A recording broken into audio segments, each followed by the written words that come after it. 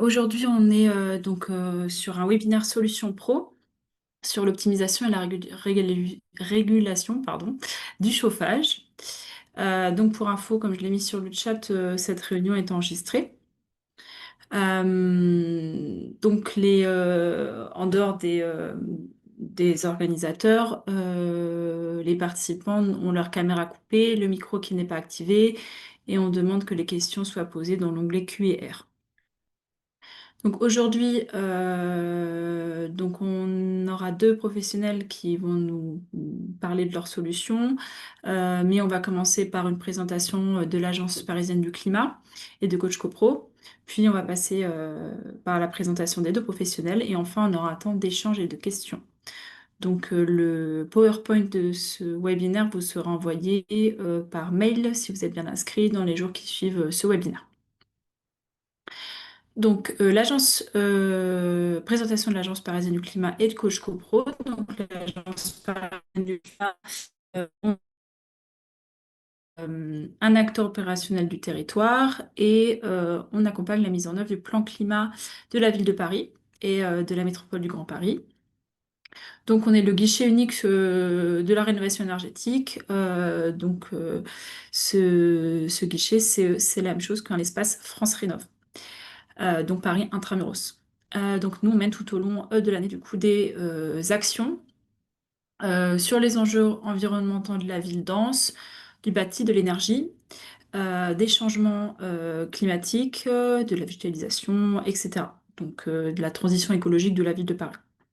Donc on a tous nos événements, toutes nos actions qui sont sur notre site. On vous a mis le lien.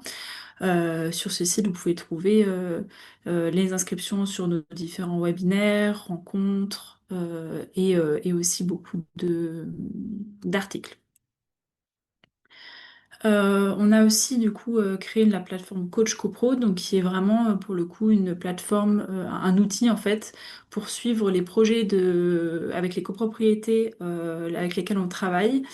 Euh, donc euh, cette plateforme est un centre de ressources puisque vous y trouvez beaucoup d'informations sur la rénovation énergétique, mais aussi des articles thématiques, etc. Donc par exemple sur le chauffage, par exemple. Euh, des exemples de copropriétés rénovées, donc avec vraiment des fiches avec le détail des rénovations énergétiques qui ont été faites, ou végétalisation d'ailleurs, euh, des, euh, euh, des financements qui ont été faits, voilà, avec des photos, etc. Donc c'est pas mal intéressant.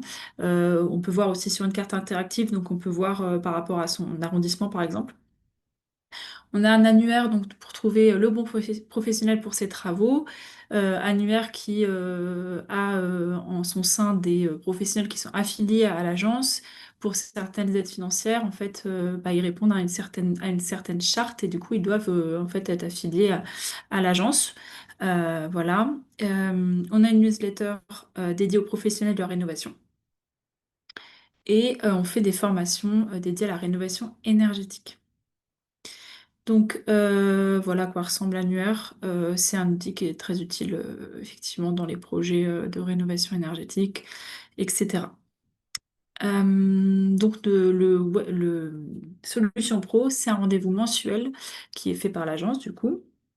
Un webinaire une fois par mois qui en fait permet de rester informé sur les évolutions et les innovations en rénovation énergétique. Donc nous on invite des professionnels qui vont nous parler de leur méthode sur les sujets de rénovation énergétique au global. Donc aujourd'hui, par exemple, le chauffage. Pour les autres thématiques, si ça vous intéresse, donc les informations sont à retrouver sur notre agenda. Et comme je l'expliquais tout à l'heure, c'est enregistré, donc les replays sont accessibles sur notre chaîne YouTube. Voilà. Donc aujourd'hui, je vais vérifier si Monsieur Montier est arrivé dans les participants. Hop, pour voir si je peux l'inviter. Euh, bon, pour l'instant, je ne le vois pas. Donc, pour l'instant, on est au moins avec Monsieur Jean-Baptiste quelques G, si je ne me trompe pas, pour Efficap. Et ça tombe bien parce qu'on va commencer par vous. Et donc, je vous laisse la main. Bien, bonsoir à tous. Je me présente donc Jean-Baptiste Quelquejet. Je suis cofondateur d'une start-up, c'était en 2017, qui s'appelle Efficap et qui a développé une technologie pour permettre aux chauffagistes, aux copropriétés, à tous les acteurs en fait qui gravitent autour du chauffage, de maîtriser le chauffage collectif. Alors, on pourrait se dire, ça fait longtemps qu'on a des chauffagistes, on a des régulations, enfin, il y a toute la technique qui va bien dans la chaufferie. Euh, Ce qu'on constate, en fait, c'est que malgré toute cette technologie, ça ne marche pas bien et on a beaucoup de mal à piloter le chauffage. Donc, nous avons aujourd'hui, je crois que c'est 25 minutes, hein, c'est ça, pour aborder avec vous les principes en fait, du chauffage collectif, j'allais dire pour les nuls, il n'y a pas besoin d'être ingénieur pour parler de ça, et vous expliquer pourquoi aujourd'hui il y a des enjeux importants sur le chauffage et pourquoi c'est compliqué de régler le chauffage, et une solution qui consiste à faire piloter son chauffage en fait en permanence par un service externe qui est un service de pilotage et qui fait ça très bien. Voilà. Je vous indique aussi que cette technologie, elle est faite pour faire en sorte que les gens collaborent, les différents professionnels collaborent autour du chauffage. C'est un peu comme en médecine, on nous reproche souvent en France que chaque spécialiste est dans sa spécialité, ils ne communiquent pas entre eux, et là l'objectif c'est de les faire tous communiquer. Alors, je rentre dans le vif du sujet. La représentation du chauffage. Moi, j'étais président du conseil syndical d'un gros immeuble de 500 logements pendant 23 ans. Je suis toujours conseiller syndical, mais j'ai quitté la présidence. Et en fait, le problématique pour nous, en copropriété, c'est on dépense de plus en plus d'énergie, enfin surtout l'énergie est de plus en plus chère. On nous demande de baisser. Avant, on était chauffé à 22, 23, 24 degrés. Maintenant, on veut atteindre les 20, 19. Donc, c'est insupportable. On dépense de plus en plus, on a de plus en plus froid ou de moins en moins chaud. Le pire, c'est que la facture arrive à l'Assemblée générale 6 mois après la saison de chauffe. Et s'il fallait faire quelque chose, bah, c'est trop tard. Le gaz est consommé ou la vapeur est consommée. Et voilà, on est en mode contemplatif et on paye. Alors en réalité, nous les copros, on a deux gros enjeux. Le premier, c'est que le premier poste de dépense d'une copro, quand on a du chauffage collectif, je parle bien du chauffage collectif, eh ben, c'est le poste énergie chauffage. Voilà. Donc, ça va parfois jusqu'à 30, 40, 50, 70% du budget annuel. Et si on se loupe sur le budget chauffage, on se loupe sur le budget tout court de la copropriété. Le deuxième problème, c'est que ça va durablement continuer à monter les prix de l'énergie. Et en plus de ça, on a toute une avalanche de lois qui nous tombe dessus, la loi climat et résilience de 2021 avec ses 350 articles écologiques qui en plus nous responsabilisent sur l'état, on va dire, de passoire thermique ou pas de nos logements et aussi la qualité du combustible qu'on utilise et donc le CO2 qu'on rejette dans l'atmosphère. Tout ça fait beaucoup. Et en fait, quelle est la question posée en matière, j'allais dire, toute simple de chauffage? Pour maintenir une température intérieure, on va dire 20 degrés, hein, pour prendre un chiffre rond, alors qu'il fait 20 degrés à l'extérieur, on peut ouvrir les fenêtres, les portes, il n'y a pas besoin de chauffage. S'il fait 20 dehors, il fait 20 dedans. Par contre, si la température extérieure baisse, à ce moment-là, pour maintenir la température intérieure à 20 degrés, il va falloir apporter autant d'énergie que celle qui fiche le camp à travers les parois du bâti. Si on en apporte un peu plus, ben on se réchauffe. Et si on en apporte un peu moins, on se refroidit. Voilà. La difficulté, c'est que la quantité d'énergie qu'il faut apporter va dépendre de l'écart entre la température extérieure, la température intérieure et la résistance du mur, enfin du bâti. On ne connaît pas la température extérieure. Alors, on met une sonde quelque part sur un mur du bâtiment pour dire, voilà, on prend la température dehors. Et c'est la température à un endroit où on a posé la sonde. Ça peut être juste au-dessus du soupirail de la chaufferie ou du parking. Dans ce cas-là, on aura plutôt la température du parking que la température extérieure. Et la température intérieure, dans un logement avec une pièce, c'est facile, on peut mettre un thermomètre, mais dans un un immeuble avec des dizaines ou des centaines de logements, qui a la température intérieure du bâtiment? Personne. Donc, réguler, sachant que l'écart de température n'est pas connu, bon courage. Alors, en fait, on dit en général, ça se régule à la loge. S'il y a des gardiens, on va voir le gardien, on lui dit, bon, ils ont chaud, ils ont froid, vous avez des gens qui se plaignent qu'ils ont chaud, qu'ils ont froid. Mais en fait, il y a un petit appareil qui s'appelle un régulateur qui, normalement, en fonction de l'écart de température, vous donne la température à mettre dans les radiateurs. Sauf que tout ça est réglé de façon très approximative. Alors, chez soi, si on est tout seul chez soi, on a son petit thermomètre, une sonde d'ambiance, on dit je veux 20 degrés, et puis le chauffage s'allume et s'éteint pour vous maintenir 20 degrés, ça se fait tout seul. Si vous partez le matin et qu'il va faire beau, vous pouvez même couper le chauffage, vous rentrez le soir, vous êtes content, vous n'avez rien dépensé, il a fait chaud, vous étiez prévenu. Dans un immeuble où nous sommes des dizaines ou des centaines de personnes, il n'y a personne qui fait ça. Et le chauffagiste, il n'est pas là non plus. Voilà. Donc ça, oubliez. Donc, en fait, nos problématiques en logement collectif, c'est qu'on ne connaît pas notre température intérieure de bâtiment.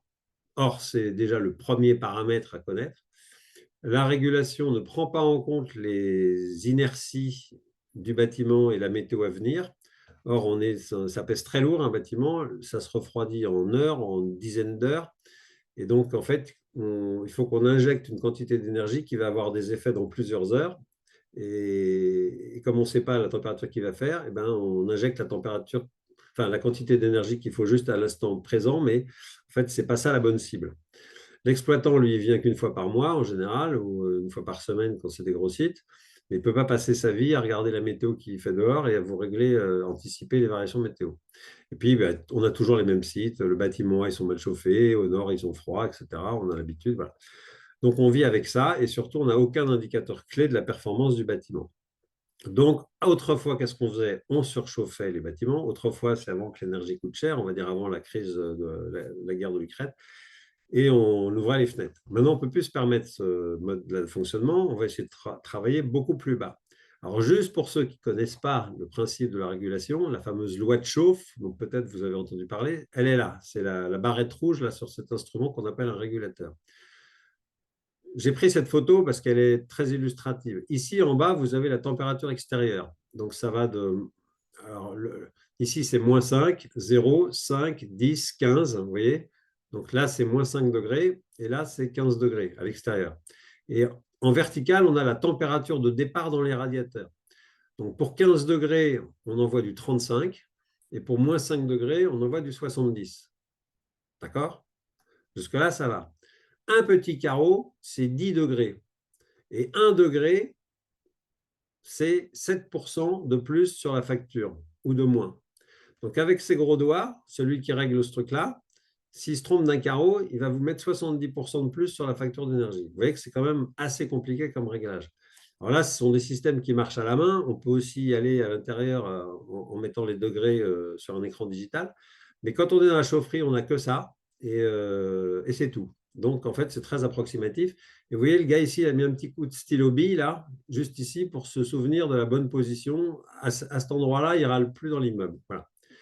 Donc, on ne peut pas travailler comme ça, parce que la sonde extérieure n'est pas bien placée, les inerties ne sont pas prises en compte, les prévisions météo ne sont pas prises en compte, et les lois de chauffe sont approximatives. Le régulateur, il n'anticipe rien par rapport à un bâtiment qui réagit avec des heures ou des jours même de décalage, si c'est du plancher chauffant.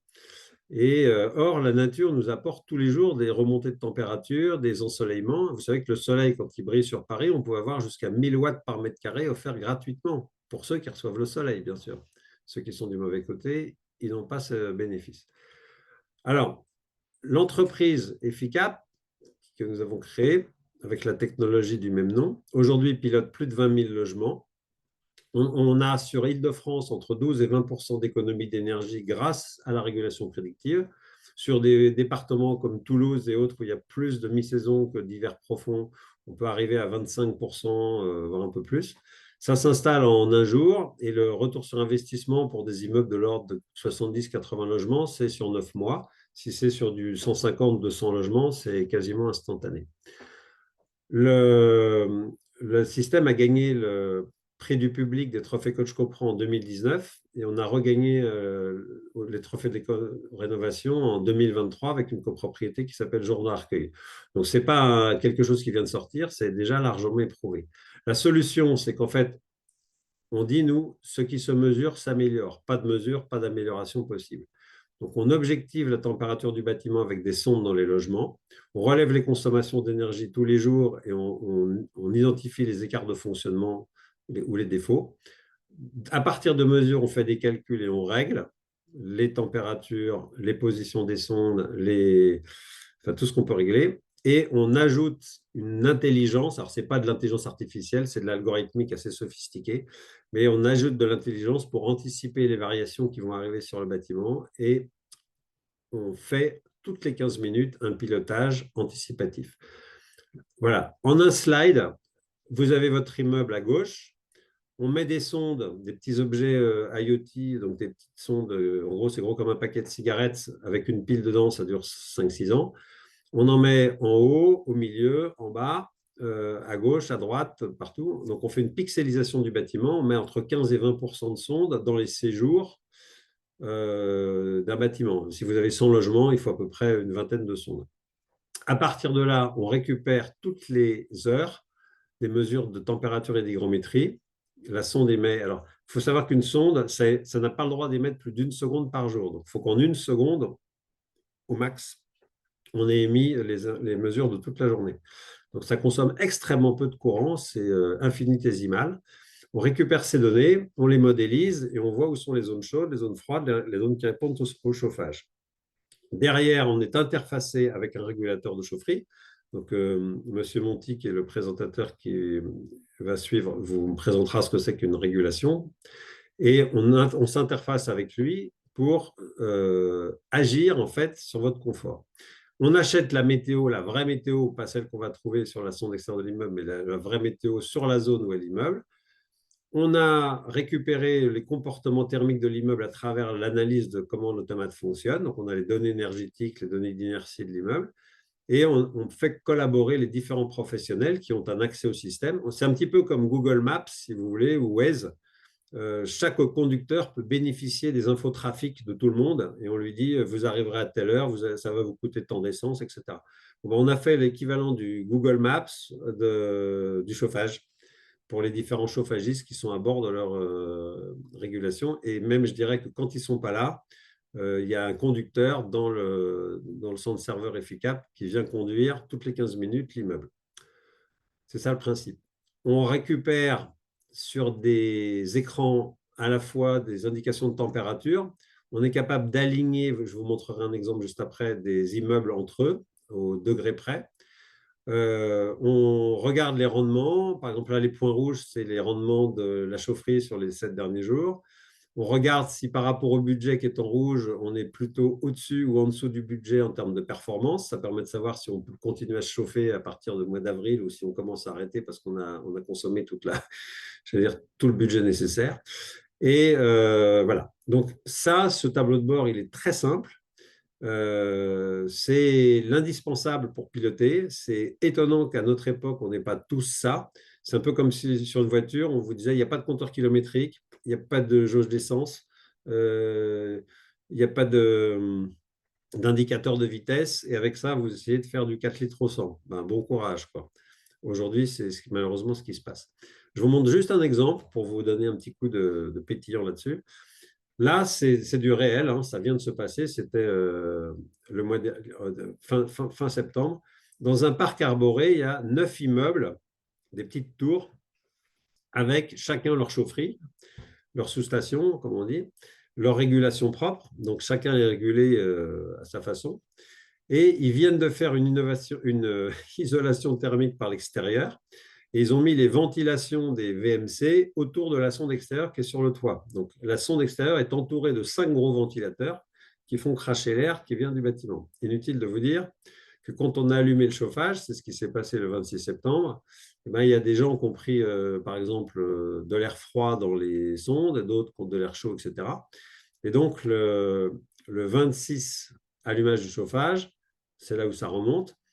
2 jours plus tard, les températures intérieures, elles étaient entre 18,2 et 26,14 sur ces 9 immeubles qui sont strictement alignés pareil dans une petite zone boisée. Là, panique à bord. On prend les commandes 6 jours plus tard.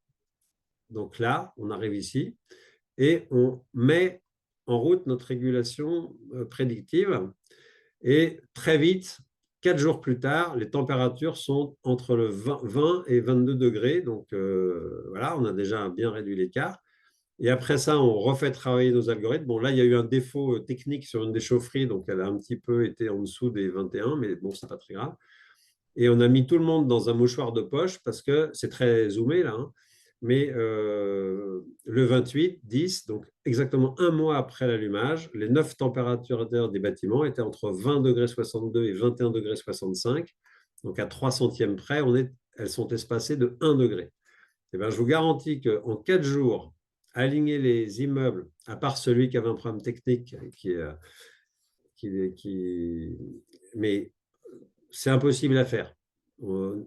Pour nous, c'est facile, mais les professionnels nous disent, alors là, les gars, chapeau. En fait, ça s'installe très facilement. Votre chauffagiste peut installer le système. Les premiers résultats, on les a tout de suite. Et les retours sur investissement, on les fait grâce au système prédictif qui va en fait lever le pied quand on sait qu'il va y avoir un apport de soleil ou de remontée de température. Je prends un exemple. Mettons que l'énergie, ça soit de l'eau. Vous voulez arroser votre potager et l'eau coûte cher. D'accord?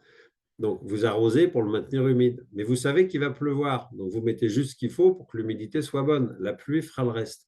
Bon, ben, si on remplace l'eau par l'énergie, on fait exactement la même chose. Quand il va y avoir une vague d'énergie qui va arriver sur l'immeuble, on peut lever le pied parce que le temps qu'elle arrive, ça va être dans quelques heures, on n'a pas besoin de mettre trop d'énergie en plus. Sans ça, on risque de passer en surchauffe.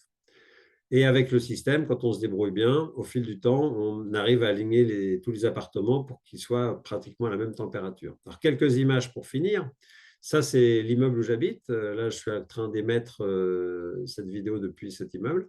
Il y a 7 bâtiments montés en Y. Donc, il y en a un au milieu, puis après 2, 2, 2. Il y a un réseau nord ici qui fait ça et ça. Et un réseau nord qui est ici et qui fait aussi le nord-ouest, et un réseau sud qui fait aussi le sud-ouest. 500 logements, voilà, des problèmes ancestraux depuis 50 ans qu'on a réussi à régler en quelques semaines. Et il a été primé donc, par l'APC. Et celui-là, c'est le fameux jour de recueil dont je vous parlais, primé en 2023. C'est une rénovation énergétique complète. Et on a pu démarrer avec le système avant les travaux et accompagner pendant toute la phase travaux la régulation pour suivre l'amélioration de la performance du bâtiment. Et je crois qu'ils ont dépassé les 35 ou 40% d'économie d'énergie tout confondu. Voilà. Ça va sur des très gros immeubles comme celui-là, 18 millions d'euros de travaux d'isolation thermique. Il y a une copropriété, un bailleur, une galerie commerciale, des petits planchers chauffants, là, 46 logements. Ils sont passés de plus de 90 000 euros de facture d'énergie à 36 000 en quelques semaines. Voilà. Des très gros ensembles comme ici, 1200 logements, 18 sous-stations, des gros comme ça aussi de 400 logements, 3 sous-stations, une très grosse copro à Antony avec 906 logements et 9 sous-stations, 10 bâtiments, des gros bâtiments. Voilà. Quel que soit le bâtiment, ça marche. Et on a même le deuxième plus haut bâtiment collectif d'Europe, la tour blanche du France à la Défense, là-bas il y a le pont de Neuilly. Donc le bâtiment Pacifique, le bâtiment Atlantique, qui sont des IGH, et cette très haute tour sont pilotés par nos systèmes. Ils ont fait 11% d'économie, sachant qu'on n'a aucun compteur, donc on est un peu en aveugle, et à part le compteur global. Et donc voilà, pour le premier exercice qu'on a fait, on a quand même eu un très bon résultat compte tenu du peu de facilité qu'on avait. Et on fait même les piscines. Alors ça, c'est tout un immeuble aussi. C'est situé dans le 13e arrondissement, près des Gobelins. Il y a cet immeuble-là, celui-là, cet IGH de 27 étages, je crois, qui sont 23 étages, pardon, avec 2 piscines. Et ils ont fait 20% d'économie. Tout ça pour vous dire que la technologie EFICAP est une technologie accessible pour tout le monde. Ça ne marche pas, ça ne fonctionne pas pour du chauffage individuel parce que c'est un peu un marteau-pilon pour écraser une mouche, mais ça pourrait. Et aujourd'hui, la capacité de maîtrise du chauffage avec EFICAP permet à n'importe qui a juste un peu de bon sens, on va dire au niveau troisième scolaire, de tout comprendre et d'agir. On travaille en partenariat avec les chauffagistes, donc les bureaux d'études, les AMOA, les copropriétés, les bailleurs sociaux, des gens comme la RIVP, comme Gessina et autres nous font confiance.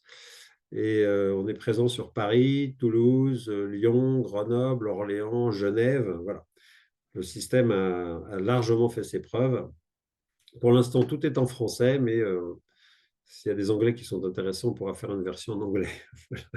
Je vous remercie pour votre écoute et je vais vous rendre la parole. Pour les questions, ça viendra après ou chaque intervenant a les questions qui suivent?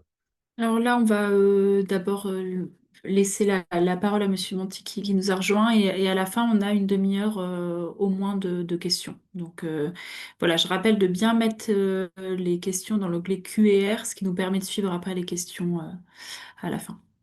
Très Bon. bien. Alors, Monsieur Monti a ces régulateurs qui sont compatibles avec le système efficace.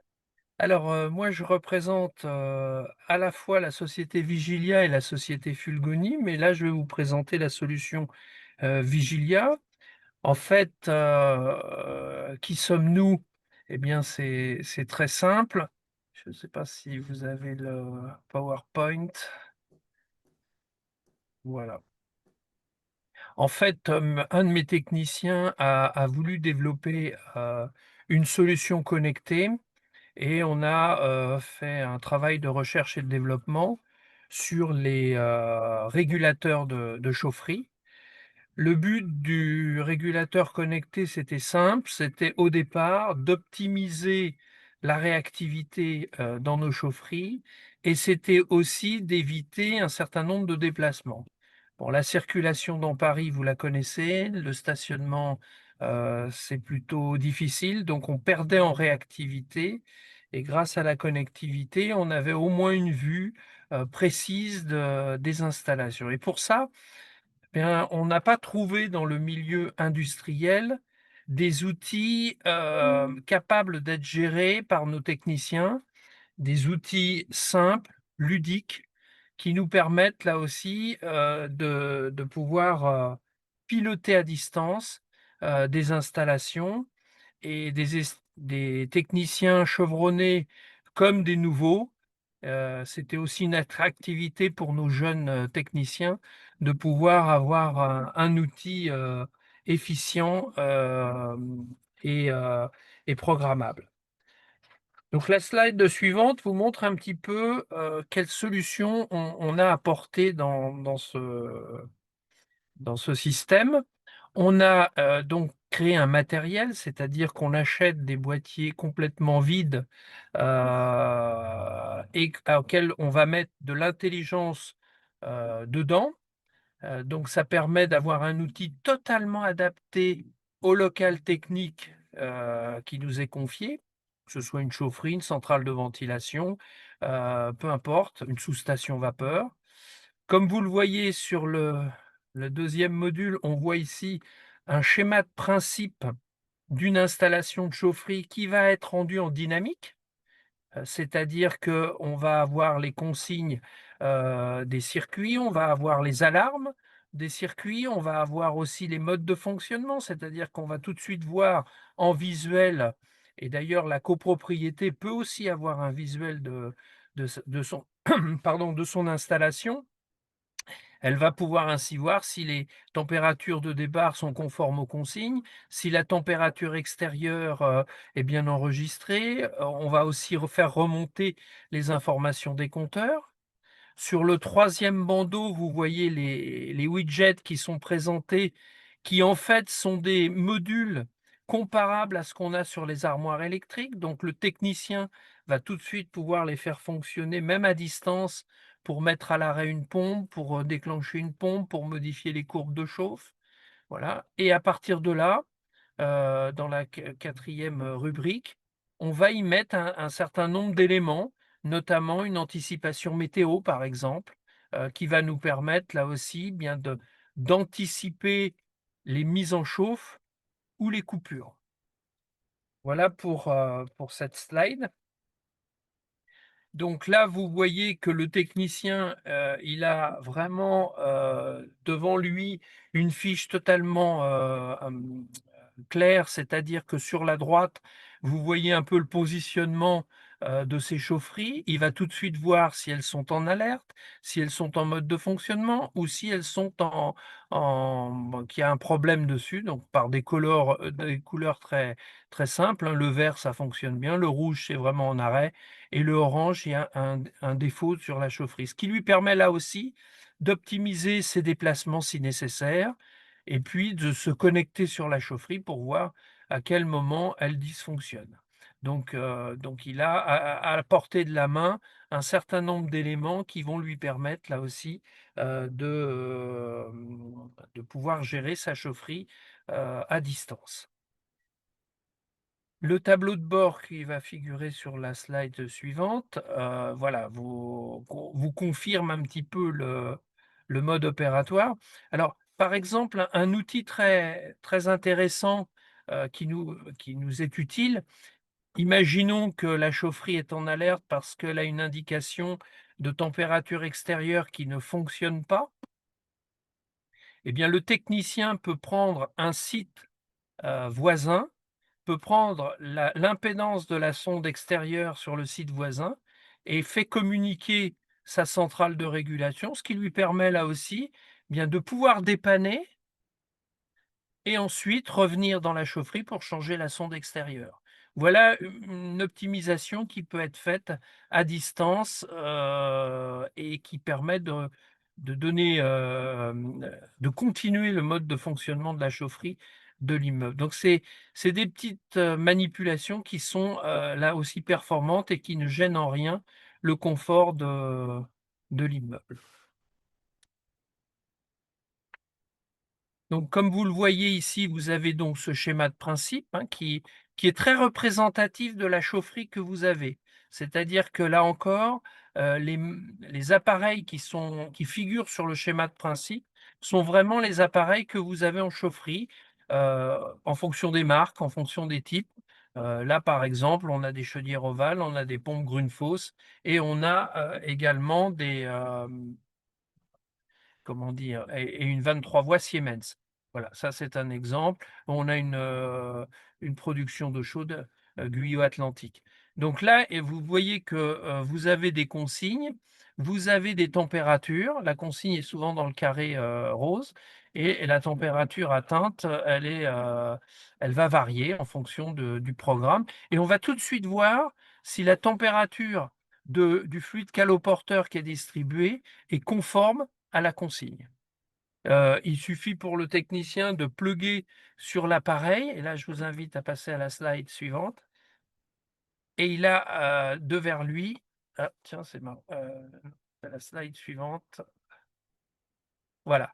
Et devers lui, bien, il a des outils qui vont le faire. Et comme vous le voyez, ces widgets sont vraiment représentatifs des mêmes modules que vous avez en armoire de chaufferie. Vous avez des commutateurs, vous avez des points de fixation, vous avez une courbe de chauffe. On a vraiment tous les éléments pour, je dirais, gérer cette chaufferie à distance.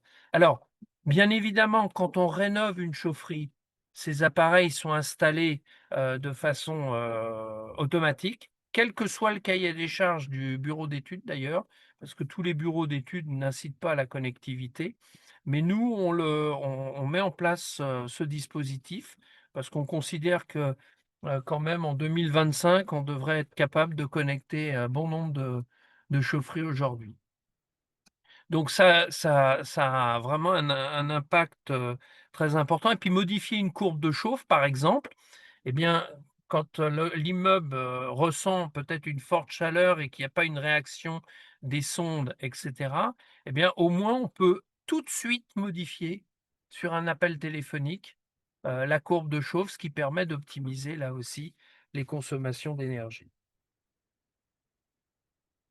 Voilà, la slide suivante, vous met par exemple une approche de défaut. Vous voyez, vous avez sur le petit dessin où figure, la pompe des petits carrés rouges eh bien, il y a un défaut. Donc, qu'est-ce qui se passe? Eh bien, dès que ce défaut donne cette alerte, il y a une alerte par mail et il y a une alerte sur le smartphone du technicien. Donc, le technicien, l'avantage qu'il a, c'est qu'il sait d'où vient la panne. Est-ce qu'il peut la gérer à distance? S'il ne peut pas la gérer à distance, il connaît le type de matériel qu'il a et il peut, comment dire, se prémunir du matériel et aller en chaufferie, ce qui évite là aussi la perte de temps et des déplacements inutiles. La slide suivante va vous indiquer, hem la slide suivante va vous indiquer un petit peu le planning qui est accessible aussi.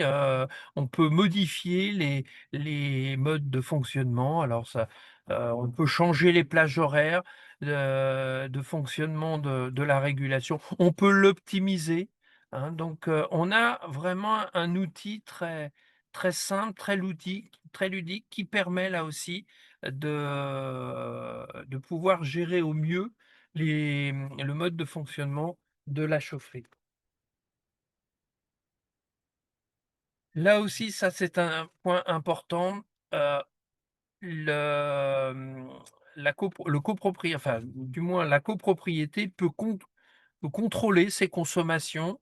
Il y a une information qui lui est donnée, il y a un lien aussi avec, ses factures. Donc, heu, à tout moment, il peut superviser ses consommations. Est-ce qu'il y a une dérive ou pas?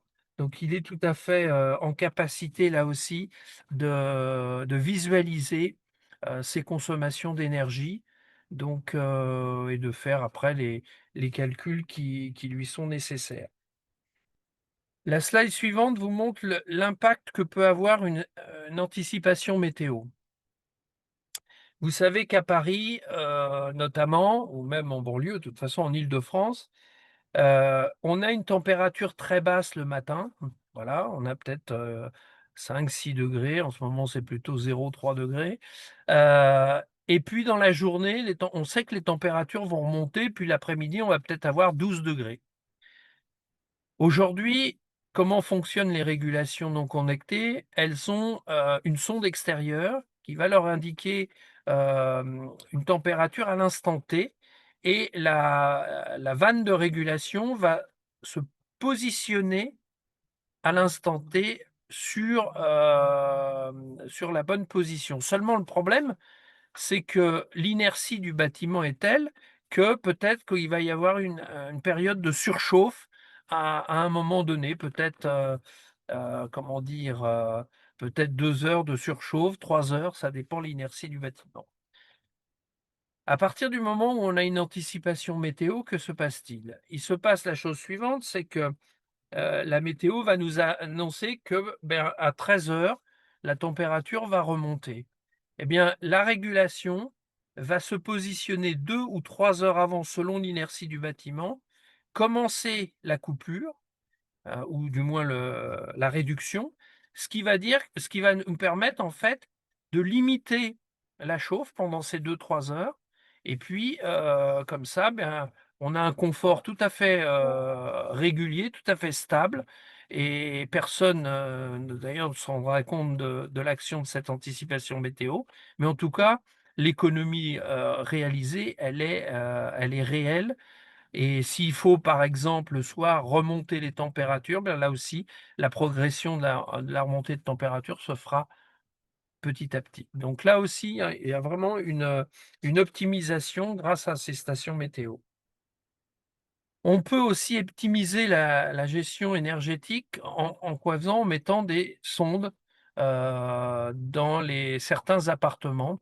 On aime bien ce qu'on appelle, trianguler l'immeuble avec, bah, on décide avec le conseil syndical de la position des sondes et les sondes vont donner des informations à la régulation. Plus on y donne d'informations à cette régulation, plus elle va optimiser. C'est pas un équilibrage des installations, entendons-nous bien, mais au moins on va affiner et puis on va s'apercevoir où, ça dysfonctionne. Quels sont les appartements qui sont parce que vous voyez sur le tableau du milieu, ben, on a, l'identité des sondes et les températures ambiantes. Et à ce moment-là, on est capable de réagir par rapport à ça. On peut affiner, on peut détecter, quel est le problème. Est-ce que, par exemple, les fenêtres sont pas isolées dans cet appartement-là et ça crée une perturbation? Enfin, il y a un certain nombre d'indications qui vont nous permettre, là aussi, de pouvoir, gérer au mieux cette installation. On a un exemple rue Botzaris, par exemple. On avait fait 25 d'économie rien que par la régulation connectée, mais le jour où on a mis des sondes, d'ambiance dans 6 appartements, eh bien, on a fait 15 supplémentaires, d'économie parce que on a des indications complémentaires et on affine la régulation à ce moment-là. Donc voilà, ça c'est aussi quelque chose qu'on développe et comme le disait monsieur Quelquejet, on peut aussi travailler parfaitement avec, le système EFICAP. Bien évidemment, tout ce qui est connecté nécessite un abonnement. Donc quand on rénove une chaufferie, on laisse la main souvent, pendant 1 an, on fait un abonnement gratuit pendant 1 an pour que les gens se rendent compte ce que représente la connectivité. Et puis après, bien, on fait payer un abonnement en fonction du nombre de points qui sont, pilotés, mais en règle générale, c'est un abonnement qui tourne aux alentours de 590 € par an pour un immeuble, collectif. Donc là aussi, la copropriété, le syndic peut avoir un mot de passe pour pouvoir se connecter et visualiser, ses installations. On a, justement, j'ai un petit peu anticipé, mais vous avez quelques cas concrets ici, qui ont été, mis en évidence. Alors bien sûr, hein, sachez quand même que, pour optimiser l'économie d'un immeuble, il faut qu'on travaille de concert avec le conseil syndical, heu, principalement parce que c'est lui qui vit dans l'immeuble, voilà et puis, heu, d'affiner, au fur et à mesure, sans compromettre d'ailleurs le confort des personnes, mais, d'essayer à ce moment-là d'apporter, des solutions, d'affiner les réglages qui permettent là d'améliorer la consommation énergétique. On peut installer ces modèles-là sur des installations existantes, à partir du moment où on fait des modifications, met des sondes qui vont bien et cetera. Bien sûr, ça a un coût, hein, d'investissement, mais en tout cas, ça permet aussi de réduire la facture d'énergie et puis sur les installations neuves, comme je vous ai dit, elles sont installées d'office. On a donc fait un résumé dans la slide suivante.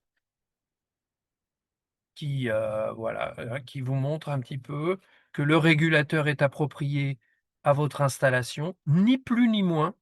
C'est important de le dire, pourquoi? Parce que, aujourd'hui, vous avez des outils industriels, comme nos téléphones portables, ça fait beaucoup de choses, mais pas toujours appropriées à l'installation qu'on pilote. Là, c'est vraiment,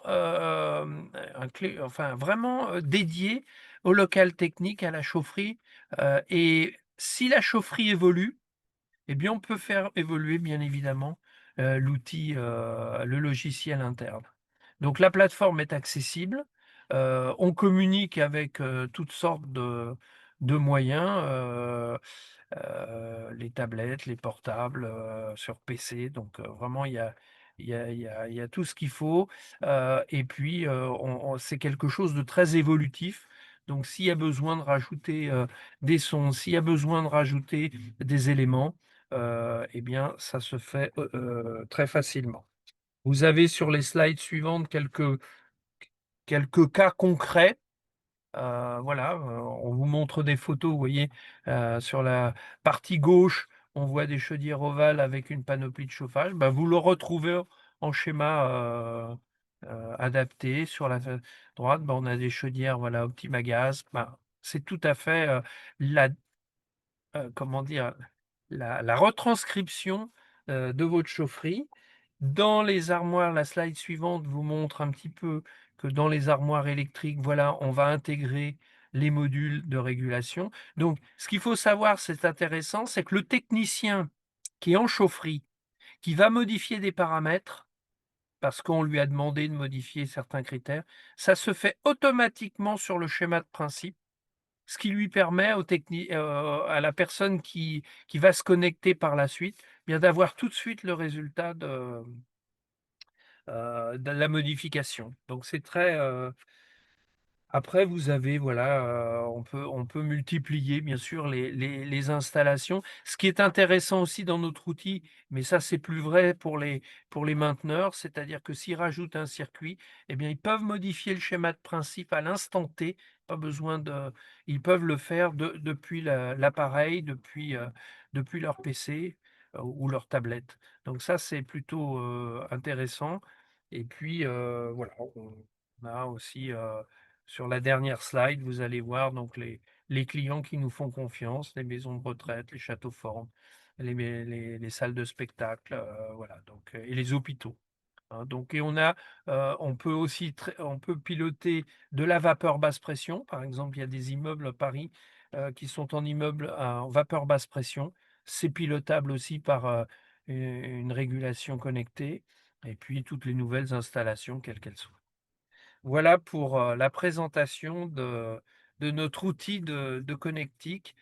Moi, ce que j'invite à prendre conscience, c'est que vraiment, à notre époque, il est essentiel qu'on puisse piloter à distance, visualiser à distance les chaufferies, parce que là aussi, tout le monde attend beaucoup de réactivité de la part des chauffagistes. On ne l'obtient pas toujours parce que quand il faut se rendre sur place, c'est juste un enfer. Donc vraiment, pensez-y et on est à votre disposition pour vous accompagner.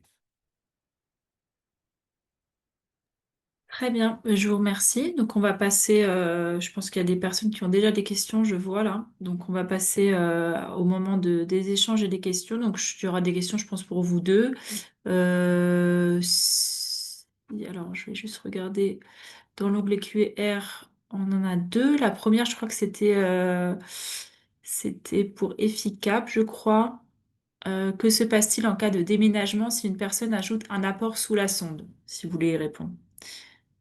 Oui, alors, je, je précise que ces sondes, en fait, sont en général la propriété de la copropriété ou du bailleur. Et donc, normalement, on est censé la laisser en place dans le logement pour qu'elle reste à sa place, même si on change d'occupant. S'il y a par contre un chauffage d'appoint ou si les radiateurs marchent mal parce qu'il y a de l'air dans les tuyaux et dans ce cas-là, il n'y a pas assez d'eau chaude qui arrive, les algorithmes détectent que la sonde ne répond pas au chauffage parce que le chauffage a fait ses variations et la sonde ne suit pas. Et donc, avec le chauffagiste, on dit, ben voilà, ça sont des sondes qui sont trop chaudes ou trop froides, il y a des déséquilibres, et à ce moment-là, ça nécessite d'aller voir sur place quel est le problème que rencontre la personne. Si elle la met sur sa télévision et qu'elle allume la télé à 20 heures, on va vite voir quel jour, enfin, on peut supposer qu'elle regarde le journal télévisé, parce que s'il n'y a pas eu d'augmentation de chauffage à 20 heures, c'est qu'il s'est passé quelque chose. Voilà. Mais en fait, c'est traité de façon statistique et les sondes anormales par rapport au chauffage font l'objet d'un traitement particulier et on ne les considère pas pour réguler le chauffage. Le traitement des sondes, c'est un vrai savoir-faire. Monsieur Monti est confronté au sujet aussi avec ses régulateurs. Il y a énormément de sondes, des milliers de sondes qui ont été, des dizaines de milliers de sondes qui ont été diffusées dans les appartements. Ça existe depuis pas mal d'années. La difficulté, c'est de savoir les gérer intelligemment pour exploiter les mesures justement intelligemment. Et il y a énormément de gens qui ne savent pas le faire. Voilà. Quand Monsieur Monti régule à partir de sondes d'ambiance ces températures intérieures, il est obligé de s'assurer qu'elles sont placées à des bons endroits. Et si jamais, et bien sûr, il l'analyse, parce que si les gens, c'est juste un exemple, mais mettez tous les sondes sur le balcon, ben, ça surchaufferait l'immeuble. Et à ce moment-là, il faut arrêter le bazar, mais les régulateurs sont équipés pour détecter ce genre d'anomalie. Voilà. Donc, mesurer la température intérieure d'un bâtiment, on n'est pas nombreux à savoir le faire. Et des professionnels comme BT, Vigilia ou autres le savent, mais c'est majeur, c'est vraiment majeur de mesurer correctement. Il y a une autre question, elle est peut-être pour Oui. quel prérequis faut-il garder à l'esprit Ouais. lors d'un audit? Je vais peut-être laisser Giovanni répondre. Ah, votre micro est coupé, attendez. Je peux le réactiver si vous le souhaitez. Voilà. Oui, c'est bon. J'ai pas entendu la question, excusez-moi. La question, c'est quel prérequis faut-il garder à l'esprit lors d'un audit? Quel prérequis faut-il alors on peut peut-être préciser la chose là? Oui, oui, je pense aussi. Donc, on va demander à la personne qui a posé la question de préciser dans l'onglet Q et R sa question, ça va être plus simple. Sinon, on va pas. C'est difficile à répondre. Je crois que dans le chat aussi, on avait des questions. En attendant, alors ça, c'est la même. Ouais, non, c'était la même question dans le chat, je crois. Alors, il y avait une question, si je peux reprendre la parole, sur l'inertie. Est-elle Oui, allez-y. paramétrée en fonction Ouais, du type tout de à fait. bâtiment? Où ce paramètre est négligeable. L'inertie est très, très importante. Ce qui est compliqué, c'est justement de calculer cette inertie qui peut varier au fil du temps. Par exemple, l'inertie, elle va dépendre de la porosité du bâti. Si l'énergie fout le camp très vite, ben, il y a très peu d'inertie. Si par contre, ça met plusieurs jours à se refroidir, il y a une grande inertie. Elle peut être différente au réchauffement et au refroidissement. Et aussi, s'il y a du vent, par exemple, l'immeuble peut être soufflé. C'est comme quand on souffle sur une tasse qui a un liquide chaud. Et à ce moment-là, ça va décoller les couches d'air chaudes du bâtiment plus vite et l'inertie va diminuer. Donc, tous ces paramètres d'inertie, nous, quand on fait des calculs justement de prédiction météo, on fait aussi des calculs sur l'inertie qu'on constate sur les bâtiments pour adapter nos régulations en fonction de ça. Et ce n'est pas évident d'avoir les informations à partir des éléments de la construction du bâtiment parce que bon, ce sont des calculs compliqués. Et la plupart du temps, en fait, on regarde comment l'immeuble fonctionne et on analyse les données pour en déduire les équations d'inertie. Voilà. Et parfois, quand vous ouvrez les fenêtres, vous avez une inertie. Par exemple, la nuit, il y a beaucoup de gens ouvrent des fenêtres. À ce moment-là, ça se refroidit plus vite côté chambre si vous avez une fenêtre ouverte que si vous la gardez fermée. Vous voyez. Donc, tous ces comportements font que l'exercice est réellement techniquement compliqué. C'est pas simple. C'est un paramètre très important qui est compliqué à modéliser, à prendre en compte, mais on y arrive. Voilà. Pas toujours du premier coup. Parfois, il faut quelques semaines, voire quelques mois. En fait, mon point de vue, c'est qu'il faut une saison de chauffe complète pour dire on a enfin compris comment se comporte le bâtiment. Voilà. Je ne sais pas si Giovanni a un avis complémentaire, oui. Oui, oui, c'est pour ça que, pour poursuivre cette idée, c'est pour ça que le travail avec le conseil syndical est extrêmement important. Parce que les gens vivent dans l'immeuble et plus ils nous apportent des précisions réel. Alors, pour Botzaris, j'ai un peu, c'est un petit peu différent parce que j'ai un ingénieur des mines en retraite. Alors il est parfaitement outillé et pour me donner les éléments, mais en tout cas, c'est comme ça qu'on arrive à optimiser, et c'est pour ça que c'est un travail de longue haleine parce que ça peut pas se faire en une année de chauffe, hein. C'est voilà et on arrive à de très, très bons résultats en travaillant en commun. Alors, tu as raison, Giovanni, parce que moi, j'habite dans l'immeuble qui nous sert de laboratoire. On a 3, 4 immeubles dans Paris qui nous servent de laboratoire. Et habitant dedans, je peux te dire que dès que mes collègues ingénieurs font des bêtises sur les essais qu'ils font, ça se sent. Par exemple, le matin en sortant du lit, j'ai un sentiment de froid. Mais qu'est-ce que vous m'avez fabriqué là encore? C'est très, très. Non, mais le corps humain détecte tout de suite quand on arrive aux limites. C'est moins agréable de prendre sa douche avec tel algorithme qu'avec tel autre. Donc, je leur dis aussi sec, quoi. Tout à fait. Alors là, je revois la question, si je peux me permettre. Oui, tout à fait. Y a-t-il des cas où ça n'est pas possible de passer en IoT, régulation intelligente? C'est sûr que si on veut performer déjà, il faut que le matériel, existant soit communicant. Je veux dire, si vous voulez interagir à distance, il faut que la pompe soit communicante. Il faut que la production d'eau chaude, le tableau de commande de la production d'eau chaude soit communicant. Alors sur des très vieilles installations, bon, c'est pas conseillé parce qu'on n'a rien de communicant. C'est pour ça que sur le matériel récent, on peut, facilement le faire. Après, encore une fois, on peut, avoir une régulation qui nous fait remonter juste, des informations de température, de pression, parce que ça, on peut rajouter, même sur des installations anciennes, des capteurs, sans aucun problème. Mais l'efficacité ne sera pas, au rendez-vous sur des anciennes installations. Voilà, c'est un outil moderne qui fonctionne avec des éléments modernes. Alors, je rajouterai un petit complément concernant Efficap. Sur les planchers chauffants, on a des très bons résultats, mais sur les planchers chauffants avec trame électrique et des systèmes type Deltador, pour l'instant, on ne fait pas. C'est trop compliqué parce qu'en fait, il faut chauffer la nuit des, des dalles en béton à un tarif électricité de nuit, donc moins cher. Mais normalement, c'était fait pour des installations avec un complément, c'est-à-dire qu'il y avait une base genre 14 ou 16 degrés amenée par les planchers. Puis après, on mettait des convecteurs avec des thermostats sur les convecteurs électriques, des petits radiateurs électriques, pour faire la différence entre les 16 degrés apportés par le plancher et, mettons, les 21 qu'on voulait dans le salon. La plupart des gens ont démonté les convecteurs.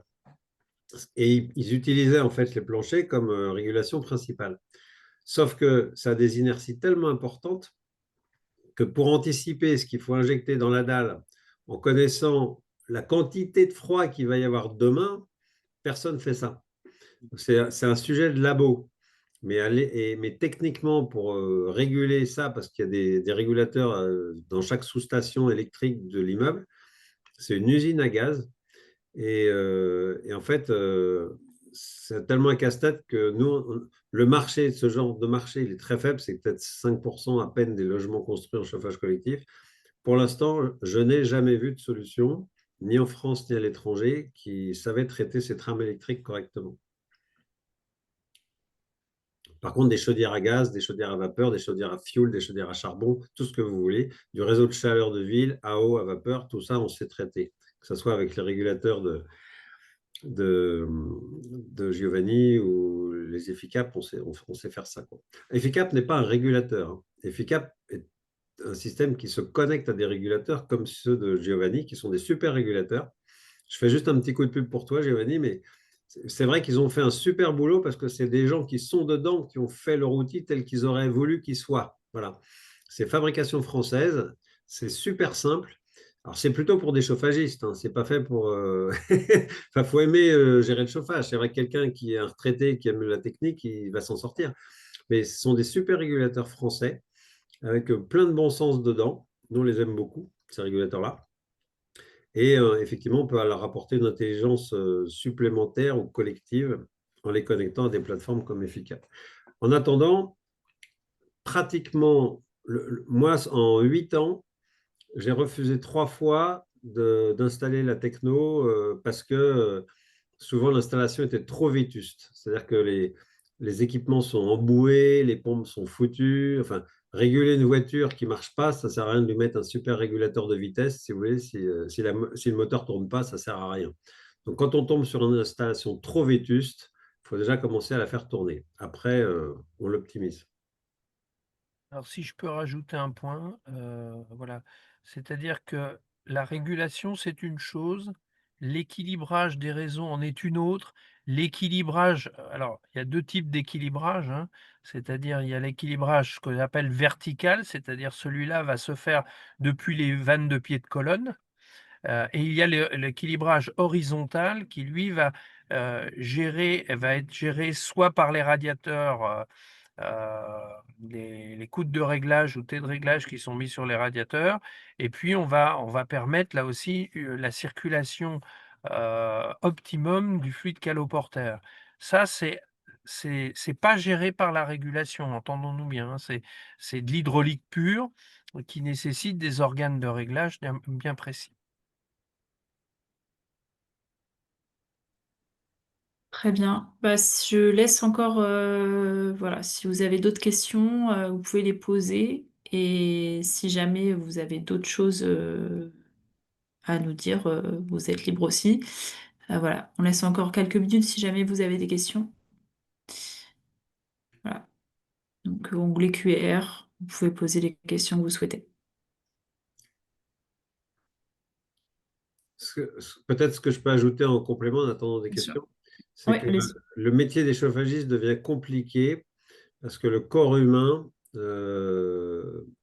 est très sensible à un écart de 1/2 degré.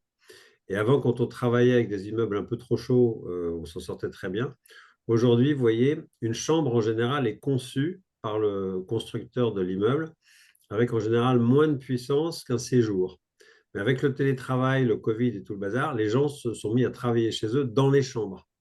Et parfois, par conception, vous avez 2 ou 3 degrés d'écart, par conception, hein, entre le chauffage du séjour et le chauffage de la chambre.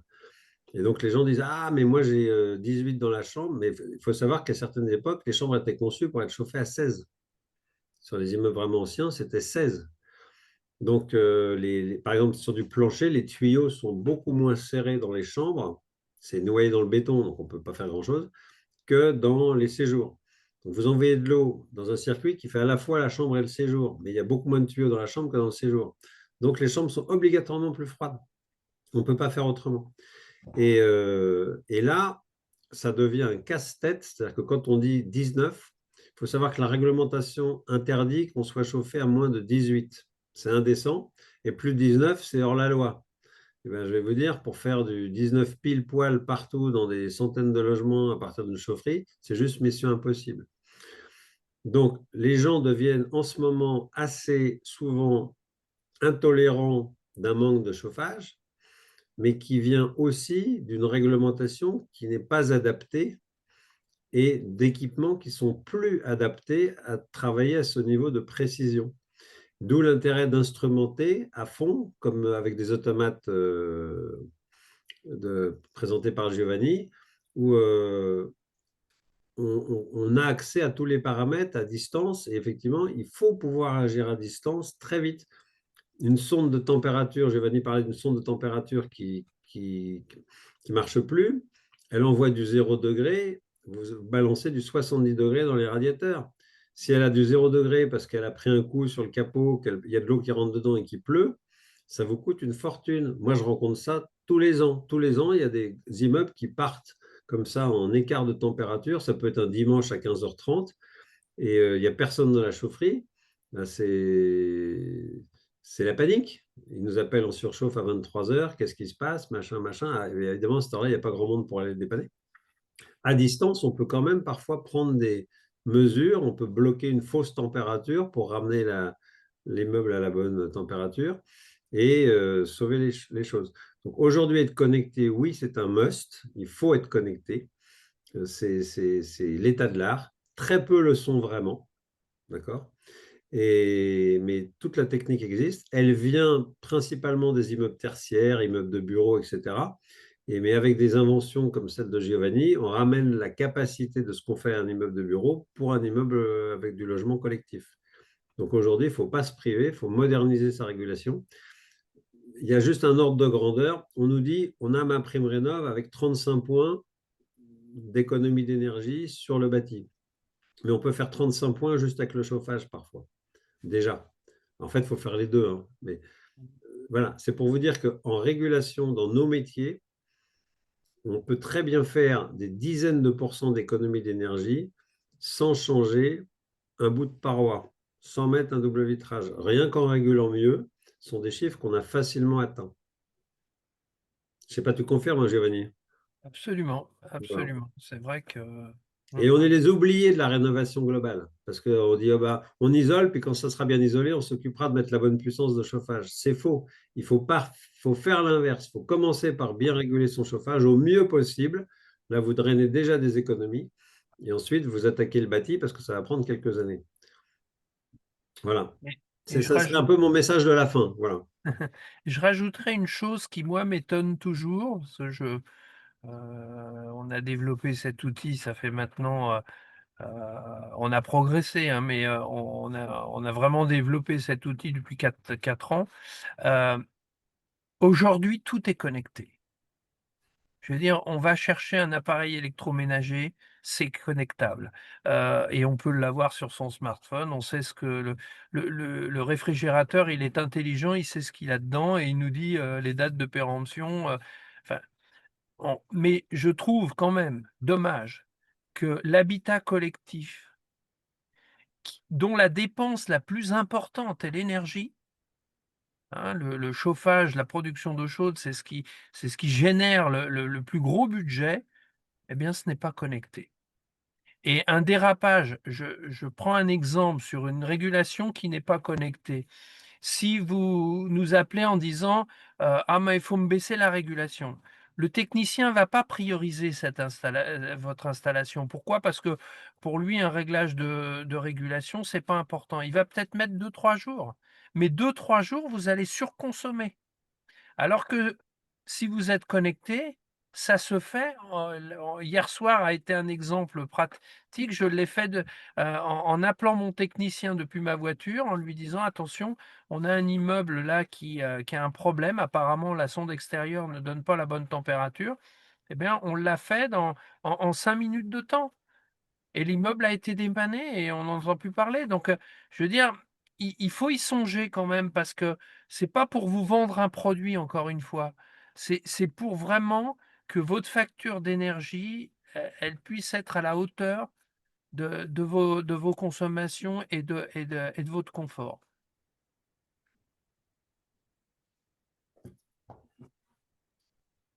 Très bien, ben, on n'a pas d'autres questions. Et je vais, enfin, pense que, vous n'avez rien d'autre à rajouter, sauf si Pour moi, c'est bon. c'est bon. N'hésitez pas à nous consulter. Oui, Voilà, c'est merci. ça. On n'a pas d'autres questions, mais donc on a une vingtaine de participants quand même. Il y avait une partie, il y a eu quelques professionnels aussi qui étaient inscrits et des copropriétaires, donc c'est intéressant. Donc on pourra retrouver du coup ce webinaire en ligne sur YouTube et le PowerPoint qui sera envoyé du coup à tous les participants aussi. Voilà. Donc sur ce, je vous souhaite une bonne fin de soirée et je vais suspendre l'enregistrement. Merci Voilà. beaucoup. Merci. Merci Merci à beaucoup. tous. Bonsoir à tous. Au revoir, bonne soirée.